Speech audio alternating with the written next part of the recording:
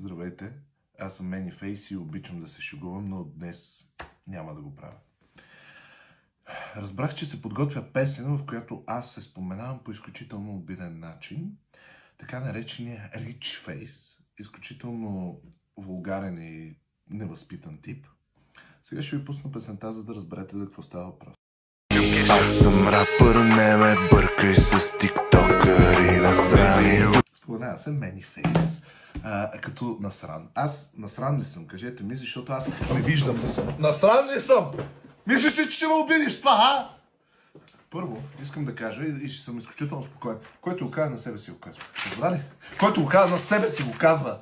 И ако си мислиш, че ще ме засегнеш с тъпата си песен, която дори никой няма да слуша и която излиза съвсем скоро, няма да се получи. Просто няма да се получи, братле. Няма да се получи, братле. Йоу-йоу.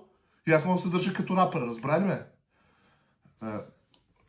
Благодаря за подкрепата на всички и моля да не слушате тази песен. Никога в рейс или в яд, аз съм професия тарикат. Имам плочки само в банята, ма имам 7 бани. Парите ми обиждат ми се, щот ги мятам по дивани.